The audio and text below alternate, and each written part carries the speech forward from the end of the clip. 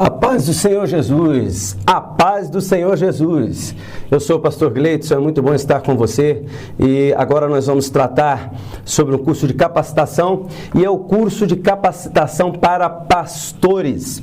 É mais um curso promovido pelo nosso Instituto Bíblico de Anápolis e, claro, pensando no crescimento do reino, investindo no reino, investindo em você, para que você também tenha todas as suas ferramentas, tenha o conhecimento para que você possa exercer o seu ministério com muito carinho, o seu ministério com a palavra que nós gostamos muito, excelência. Então, invista no seu ministério, faça esse curso de capacitação e nós então já vamos começar agora. Aproveite o seu material teórico, leia, estude o seu material teórico, faça a sua prova e não fique também só nesse curso. O Instituto Bíblico de Anápolis, o nosso IBA, ele possui também o curso de bacharel em teologia, EAD, e também o curso de bacharel em teologia presencial. Se você não puder fazer nenhum desses dois, bacharelado em teologia, você também pode fazer o médio, nas duas modalidades, ou pode fazer o curso básico, que é o CBTC, o curso básico de teologia por correspondência. Aproveite, qualifique-se, principalmente você, pastor, invista no seu ministério para o crescimento do reino de Deus. Afinal, nós, em nossa vida, nada temos por preciosa, a não ser o nosso ministério e a presença do nosso Senhor e Salvador Jesus Cristo. Vamos lá então? Ok. Então, capacitação para pastores, tá ok? Características principais, quais são? A primeira coisa, nós precisamos entender que um pastor, ele não é um título simplesmente, ele não é uma posição que ele ocupa simplesmente porque deram para ele, não. Ele precisa entender que pastor é vocação, é chamada. Ele foi chamado especificamente para pastorear, para cuidar. Por isso a premissa de que o pastor, ele precisa muito ser carismático, ou seja, ele tem que ter o carisma com a igreja deve gostar dele, de estar perto dele, de ter a sua presença. Então, primeira característica, o pastor precisa ser carismático, depois ele precisa ser amoroso. O que seria amoroso? Uma pessoa que se preocupa com a outra, uma pessoa que, na verdade, liga, sente falta quando aquela ovelha não vai no culto, ou ela desaparece, ele faz uma visita, ele vai atrás, ou pede alguém para visitá-lo, ou ele mesmo telefona, gasta um pouquinho dos seus créditos de celular para ligar para a ovelha, ou seja, ele é amoroso. Se a pessoa não está bem, ele sente a dor do outro, ele ora, ele jejuma, ele aconselha, ele trabalha, ele se envolve com a vida da pessoa de forma completa, tá bom? Isso é amoroso. Depois, firme, porém educado. Às vezes a gente entende o seguinte, o pastor ser firme é ele ser grosso. Não, não é isso. O pastor ele pode ser firme. Sim, sim, não, não. Não é isso? Que passa disso é procedente do maligno. A própria palavra nos orienta. Então o pastor ele precisa ser firme nas suas decisões. Ele não pode ficar, eu não sei, parece, eu acho. Não, não existe esse tipo de achismo. Ou é, ou não é. Então o pastor precisa ser firme nas suas convicções. Ele precisa ser firme de que está salvo. Ele precisa ser firme naquilo que ele crê. Ele precisa ser convincente naquilo que crê. Porque senão, como que ele vai cuidar de pessoas se ele não sabe ser firme, não é ok? Não é mesmo? Então, ele vai ser firme e educado. Tudo é dito com amor, com educação, tá bom? Depois, a fidelidade nas contribuições. O pastor, lembrando que o pastor dirigente de congregação, ele dizima na nossa igreja sede e não na sua igreja.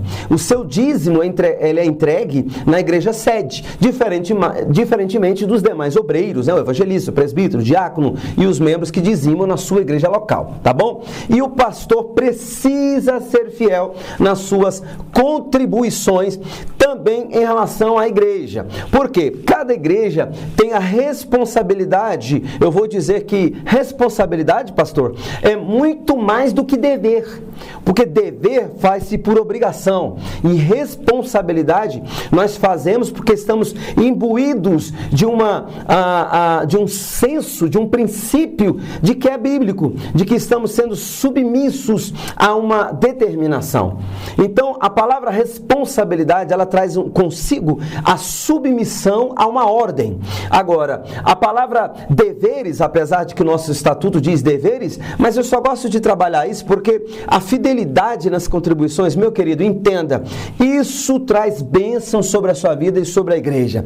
Então, seja fiel nas contribuições, no seu dízimo na nossa igreja sede, ou nos 15% que você deve entregar na administração à igreja, tá bom?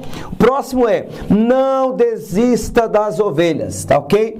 Não desista. Tem gente que diz assim, muitos pastores já me falaram isso, vai uma, pastor Gleidson, e Deus manda 10. Irmão, isso não provém do Senhor. Isso não é de Deus. Se não é de Deus, então não sei de quem é, né? Pode ser carnal. Agora, por que eu digo isso? O que Lucas 15 nos ensina? A parábola da ovelha perdida, não está lá? Mateus também vai falar a mesma história, se não me falha a memória, capítulo 18, da ovelha perdida. Mas o que o Senhor propõe? Jesus Cristo propõe naquela parábola? Olha, ele deixa as 99 no monte, e monte é um lugar de oração, de arrependimento, não é? E vai atrás da que se perdeu. Então, ele, na visão de Jesus, não é aquela que vai um, ele vai mandar, Deus vai mandar 10. De jeito nenhum. Ele quer que você cuide das 99 e vá atrás da que se perdeu.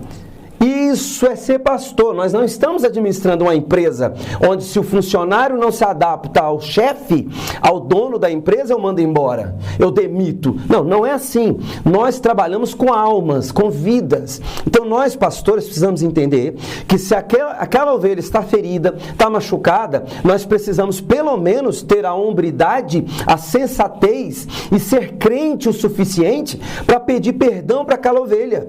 Porque nós é que devemos assumir o ônus. Não importa se é a ovelha que nos feriu, não importa se é a ovelha que nos machucou, o importa é que nós vamos ensiná-la a como se comportar de forma cristã. Ou seja, eu vou até a ovelha e peço perdão.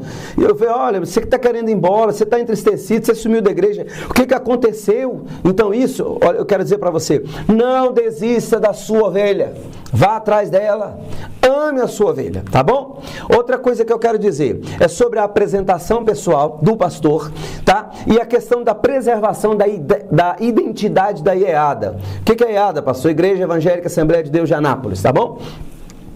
A apresentação pessoal, vocês estão vendo que eu estou aqui de terno, não é mesmo? Estou com a gravata para mostrar para você o seguinte, isso aqui é uma tradição da Assembleia de Deus. Agora eu pergunto, é pecado usar esse paletó e gravata? Se fosse pecado, como é que faz? Os advogados, juízes, empresários, não é mesmo? É pecado usar? Não. É pecado não usar também? Não. Pastor, sentar no púlpito é pecado? Não. Sentar lá embaixo é pecado? Não. Mas não é uma tradição da Assembleia de Deus? Isso, existe uma mensagem por trás. E quando você, pastor, quebra essa identidade da Assembleia de Deus, quando você elimina os hinos da harpa do culto da igreja, você está quebrando a identidade. E aí, daqui a pouco, você vai estar sendo simplesmente mais uma igreja. Entendeu? E aí, outras gerações podem se achar no direito de que se eliminou um terno e gravata. Não canta mais o hino da harpa.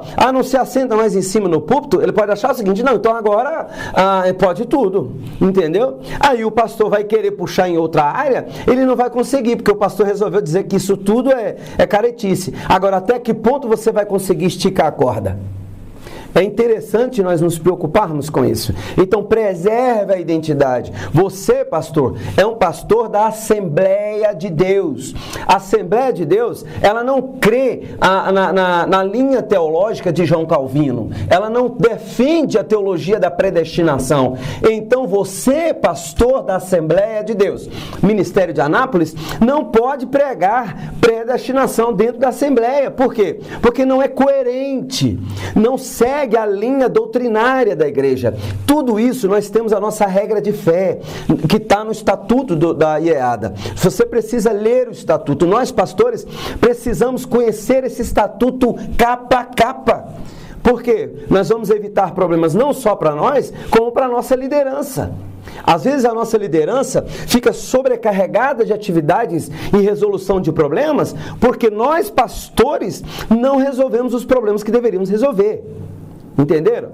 Ok, então vamos agora para um outro assunto que eu quero dizer para vocês acerca da contribuição O que diz o nosso estatuto? Já que eu toquei no assunto do nosso estatuto, vamos lá. O artigo 48, se você tem o estatuto em mãos, abre o seu estatuto, ou se você está com o seu livro, no final do livro, nosso material teórico, tem o estatuto do ministério. Dá uma olhadinha no artigo 48. Lá diz assim, ó: os obreiros dirigentes, segundo a Bíblia, merecem uma prebenda que, inciso 1, será definida pela diretoria e ministérios locais, devendo levar em conta. Então vamos lá. Pastor, quem é que vai definir o salário do pastor local? O seu grupo de obreiros, que você achar que deve reunir, no caso seria uma diretoria, junto com o seu tesoureiro, tá bom? E você vai levar em conta algumas coisas. Primeiro, a renda e os projetos da igreja. Qual é a renda da igreja? Ah, pastor, a igreja arrecada 20 mil reais. Tá bom. Quais são os projetos? Para manter os projetos da igreja é 10 mil.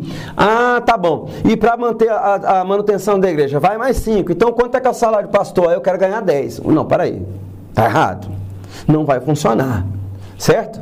Por quê? Dos 20 mil, você já tem que trazer 15% para o ministério. Já não vão mais ter 20 mil. Você vai levar quanto então? Você vai levar 3 mil reais de dízimo dos seus 15% para o ministério. Vai ficar 17. Se você tem projeto que custa 10 mil na igreja, ou uma casa de recuperação, ou sei lá, alguma outra coisa que a igreja faz, que você precisa manter, então você só tem 7 mil para pagar a manutenção da igreja, funcionário de limpeza, alguma coisa, zelador, e água, luz, energia, manutenção de porta, não é isso? De banco, de som. Aí você vai ver quanto que você vai ganhar e vai então discutir isso com sua diretoria local e definir o seu pagamento, tá bom? Outra coisa, a prebenda do antecessor. Quando é que o antecessor ganhava? Ah, o antecessor ganhar, lá, ele saiu de lá e estava ganhando os 10 mil, mas a igreja estava devendo.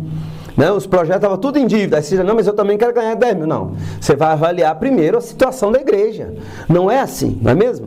Outra coisa, as necessidades do sucessor. Quais são as suas necessidades? Certo? É claro que se você o que você precisa primeiramente preocupar com o seu salário é a demanda que você tem na sua vida. Você paga aluguel? Você paga a escola para menino? Você tem criança pequena? Precisa de locomoção? Isso precisa ser visto junto com a diretoria. Outro detalhe, o inciso 2, ainda no mesmo artigo 48, vai dizer o seguinte, olha, será dada desde a investidura no ofício até o seu fim. Quando é que você vai receber? Você tomou posse hoje? Tomou. Então, você já faz jus ao direito à sua remuneração. Você já reúne a diretoria e já fixa a remuneração que você vai ter na sua igreja. Isso vai ser até quando, pastor? Até o dia em que você for desempossado. Não é isso? Até quando o pastor presidente da convenção, no caso o nosso pastor Sebastião Inácio, ou o presidente do ministério, o pastor Clarimundo, determinar a sua remoção ou permuta de lugar, né? Ou movimentação. Então ali vai ser feito esse acerto. Depois, deve ser suficiente e equivalente àquela dada aos pastores das igrejas da mesma região. Olha, todos os pastores ganham 3 mil e você entra lá e você quer ganhar 10. Vamos analisar o contexto para não ser motivo de escândalo, tá bom? Outra coisa, eu quero que você atente bastante para esse detalhe, tá? Artigo 48, inciso 4 do nosso estatuto. Não se expressa em salários mínimos. A prebenda do pastor não se expressa em salários mínimos. Por quê? Eu vou explicar. A arrecadação da igreja, ou seja, dízimos e ofertas, a maioria das pessoas que dizimam ou ofertam, elas são assalariadas, sim, correto. Mas alguns podem ser funcionários públicos. Então o salário mínimo aumenta, mas o funcionário público, por exemplo, não tem aumento, certo? Então acaba que a arrecadação da igreja corre o risco de cair muito, e eu vou dar um exemplo prático. Por exemplo, uma igreja do nosso ministério que fica no Distrito Federal, onde grande parte de sua membresia é funcionário público. Aumenta o salário mínimo, mas o salário do funcionalismo não. Porque eles são estatutários. Aí o salário do pastor vai crescer, e como diz, por exemplo, alguns órgãos do funcionalismo público ficaram 6 anos sem aumento, mas teve aumento do salário mínimo 6 vezes. Então o pastor vai ter o seu aumento 6 vezes, porque estava fixado de salário mínimo, certo? E a renda da igreja vai continuar embaixo. Por isso ela não pode ser fixada em salários mínimos. Outra coisa, o que vai acontecer? Se eu fixo o salário do pastor em salários mínimos, ele ganha 10 salários mínimos, hoje R$ 937, dá 9.370. Aí a igreja arrecada 50 mil, certo? E ele já vai tirar esses 9.370 dos 50 mil, mas os 15% que vai para o ministério, ele vai em percentual. Ou seja, se dos 50 mil a igreja cair a arrecadação para 20, os 15% do ministério vai cair assustadoramente, mas o salário do pastor permanece com os 9.370. Ou seja, se você analisar, a base, ela acaba tendo uma comodidade, mas em cima, no topo, ou seja, a liderança administrativa, desde do nosso presidente até os demais administrativos, acabam tendo problema com a sua remuneração, porque eles trabalham no ministério e são remunerados, e as igrejas que são construídas e alguém cuida disso, alguém trabalha com isso, sai do ministério. Então, se para o ministério aqui, o topo, honrar os seus compromissos, se a arrecadação aqui embaixo cai, obviamente que o deles também vão cair, e o do pastor necessariamente precisaria cair também. Para quê? Para dar andamento aos projetos da igreja e para dar andamento na manutenção da organização, como é que eu poderia dizer? Estrutural do ministério ou hierárquica, correto? Então, o ideal, já que está expresso isso no nosso estatuto, já que não pode se expressar em salários mínimos, o ideal é que você reúna os seus obreiros e faça isso mediante percentual. Ou seja, pega o seu salário hoje, vê quantos por cento dá da arrecadação, e baseie isso no percentual. Isso também, pastor, mas é ruim, eu não sei quando é que vai cair. Não, isso vai servir de estímulo para você. Por que de estímulo? Porque você vai querer trabalhar mais, ou seja, quanto mais pessoas trabalharem, quanto mais você amar, quanto mais você se dedicar ao seu ministério pastoral, obviamente que as pessoas vão ter mais liberdade ou vão contribuir com liberalidade.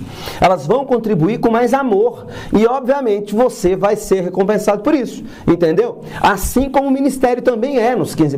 Então a gente precisa ser justo. Vamos seguir o que está escrito no estatuto, a não ser que o nosso presidente, o conselho administrativo mude o estatuto, mas até então o estatuto prevê isso, tá bom? Não se expressa em salários mínimos. E se você está com seu salário expresso em salários mínimos, procure o pastor presidente, procure o presidente da convenção, converse com ele para ver o que vai fazer no seu caso. Alguns casos, na verdade, precisam ser estudados. Às vezes a renda da igreja é muito pouquinha, pequenininha, não dá e o pastor tem alguma demanda e precisa de um apoio, tá bom?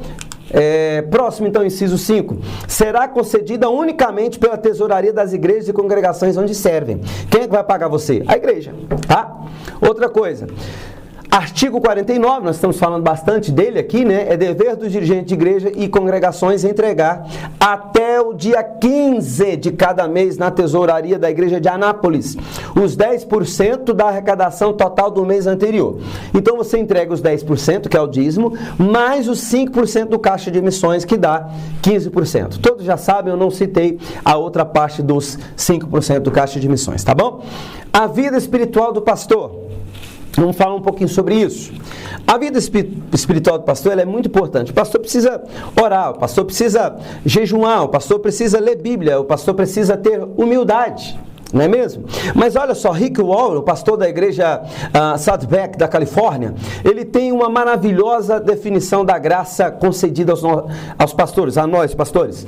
Ele diz assim, olha, Deus conhece cada coisa iníqua e estúpida que eu posso fazer, e mesmo assim me escolheu.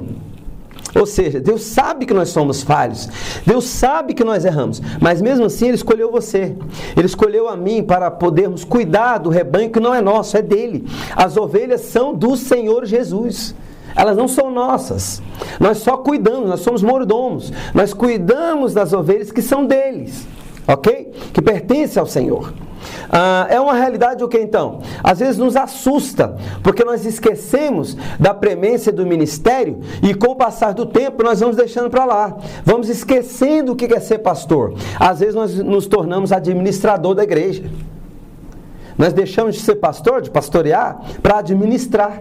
Deixamos de ser pastor para ser gerente. Não é isso? Isso não está certo, está errado. tá bom? Do outro lado, então, da graça está o quê?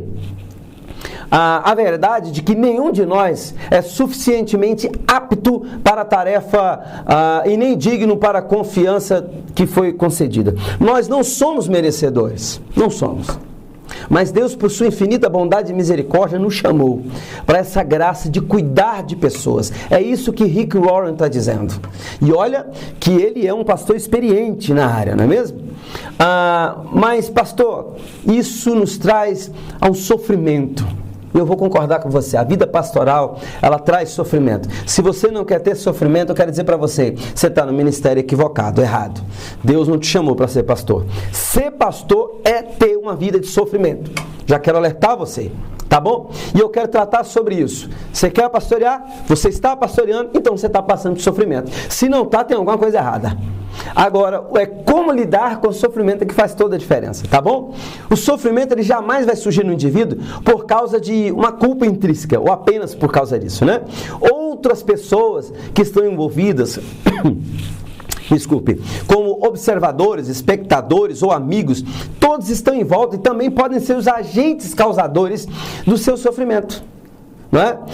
Agora, quem quiser eliminar o sofrimento, acabar com o sofrimento que tem, deve contar com o fato de quê? De que o pecado causará sempre em nós novos sofrimentos. Lembre-se que a natureza do homem é pecaminosa. Onde não estiver afastado o mal fundamental, sempre surgirão sofrimentos. Sempre. Lembre que o pecado está no mundo. No mundo jaz o maligno. O mundo já está no maligno. Agora, não desanime. Nós vamos ter aflições mesmo. Mas vamos ter bom ânimo porque o nosso Senhor Jesus venceu. Não é mesmo? Qual o proveito que nós podemos tirar com o sofrimento então? O sofrimento, olha só. O sofrimento, ele torna o cristão consciente de sua fraqueza, de sua nulidade, e o preserva de superestimar-se a si mesmo, de apoiar-se na sua própria força em vez na força de Deus. O que é isso? O sofrimento serve para lembrar você de que você é humano, de que você é frágil, de que você precisa do Espírito Santo, de que você precisa jejuar, de que você precisa lançar sobre ele a vossa ansiedade. Então, o sofrimento, ele nos ensina a não depender de nós mesmos. Ele nos ensina a dependermos cada vez mais de Deus. E isso é a dádiva da dor, a dádiva do sofrimento. A dor, na verdade, ela é a maneira pela qual a natureza nos diz que nós estamos sendo super pressionados, que alguma parte do nosso corpo não está funcionando normalmente, ou como deveria funcionar, ou que dela está exigindo mais do que pode, não é mesmo? Observe só. Quem sofre de problema de pressão alta, geralmente, ela está tudo bem, ela vai estar andando normal, vai viver sua vida normal. Porém, o primeiro sintoma de quem está com a pressão muito alterada é dor de cabeça. Quando a cabeça dói, significa, minha pressão deve estar alta.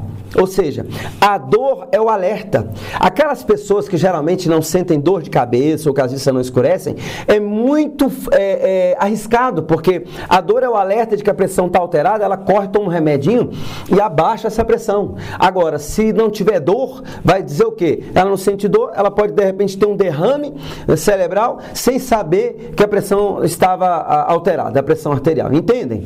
Então, a dor significa o quê? Que tem alguma coisa que está errada no nosso corpo. Por isso é importante nós, pastores, cuidarmos da nossa saúde física, cuidar da nossa pressão arterial, cuidar da nossa saúde física praticando um esporte, um exercício físico. Nós precisamos cuidar da nossa saúde, tá bom? Agora, como é que eu devo lidar com esse sofrimento, então? Por vezes, no caminho de evitar o sofrimento, nós acabamos escolhendo entre duas atitudes, não é mesmo? Ambas vão acarretar em sofrimento. Uma, porém, menos que a outra. Aí você fala assim, qual que eu escolho? A que dá mais sofrimento ou dá menos sofrimento? É lógico que é a menos, mas nós jamais devemos tornar o problema do sofrimento pior do que já é. Falando vagamente, né? Uma soma inconcebível de miséria humana. Eu não posso pegar uma dor, ou seja, eu vou trocar só num ditado para vocês me entenderem. Fazer uma tempestade num copo d'água. Só porque uma ovelha foi contra aquilo que você disse, ou ela não concordou com a sua opinião, pastor, você começa a sofrer, fechar a cara, ficar bravo com a ovelha, começa a dar um chá de cadeira, né, de banco naquela ovelha, começa a secar a ovelha. Isso não convém, tá? pode até ser lícito aos seus olhos, mas não convém, porque você está trazendo um sofrimento para você, e isso faz mal, é para você. Por isso, ame, é muito melhor, tá? E a esperança no sofrimento, qual é? Para nós que sofremos, o contrário do sofrimento não é precisamente a saúde ou o bem-estar, mas a consolação e a glória. Ou seja, ele quer dizer que a reabilitação mediante a graça perante Deus. O bom é sofrer e vencer o sofrimento e termos a glória de Deus sobre nós. E aquilo que nós sofremos agora é insignificante, já diz o apóstolo Paulo, não é mesmo? Em Romanos, ele diz que é insignificante se nós compararmos com a glória que Deus nos dará depois. Isso é maravilhoso. Agora, preste atenção, no meio do sofrimento, não caia na tentação. O homem pode ser tentado, ele está sujeito a inúmeras tentações, tentações de egoísmo, de ódio, de orgulho, tentações do dinheiro, tentações de lascívia e assim por diante. Mas ninguém se lembra das tentações do sofrimento. Elas também existem. Quando o mal é enfrentado, quando o mal é enfrentado, o sofrimento pode levar ao quê? Olha só, presta atenção. Nós chamamos isso de fuga na psicologia. Então, ele pode levar ao álcool, pode levar às drogas, né? Que também o álcool e droga, o álcool também é um tipo de droga. Pode levar ao desespero, à apostasia, à pornografia, à descrença e até ao suicídio. Isso é muito perigoso. O sofrimento sempre significa tentação e até o homem piedoso está sujeito a se revoltar-se passageiramente contra Deus. Avisa um negócio, o teólogo alemão, ele fala muito sobre isso, Joseph Scharbert. Ele vai dizer o seguinte, olha, é muito comum os líderes que passam por sofrimento acabarem em determinado momento se revoltando contra Deus. O próprio Jó, né, ele amaldiçoou o dia em que nasceu por causa do sofrimento. Não é mesmo? Então, eu quero dizer para você, fique aí atento, tá? Vamos para a nossa próxima aula, a aula de número 2, de capacitação para pastores, e nós vamos falar mais acerca de algumas características muito importantes para a nossa capacitação como pastor. Deus os abençoe, até a próxima aula.